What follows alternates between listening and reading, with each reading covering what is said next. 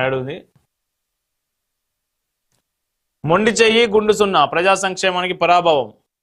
6 గ్యారంటీలకు మళ్లీ మోసం, ఊసేలేని ఎన్నికల హామీల అమలు, నిరుద్యోగులకు దగా, భృతి లేదు, జాబ్ క్యాలెండర్ ప్రస్తావన లేదు, ఉద్యోగులకు మరో దోకా, పీఆర్సీ డిఏలకు పైసా విధించలే, ఆర్టీసీ నడ్డి విరిచిన ప్రభుత్వం, మహాలక్ష్మి నిధులపై బడ్జెట్లో మళ్లీ తొండాటే, రుణమాఫీ, రైతు భరోసా ఆశలపై నీళ్లు కుమ్మరింత, చేనేతపై చేతులెత్తేసిన సర్కారు.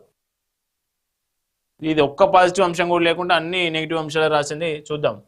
పథకాలకు రేవంత్ సర్కార్ జీరో వాల్యూ, కీలక రంగాల కుదేలు, తగ్గిన కేటాయింపులు, 3,24,490 కోట్లతో బడ్జెట్, పడిపోయిన రాబడి బడ్జెట్లో తేటతెల్లం.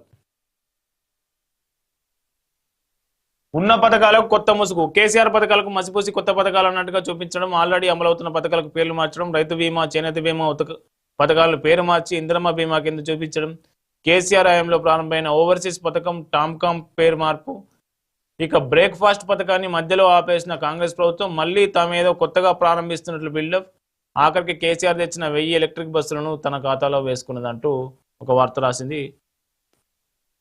6 గ్యారంటీలకు మంగళం, సర్కారు మంగళం.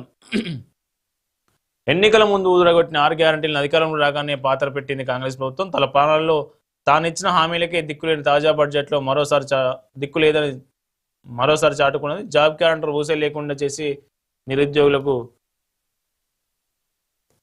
సో ఇక్కడ కొన్ని అంశాలున్నాయి.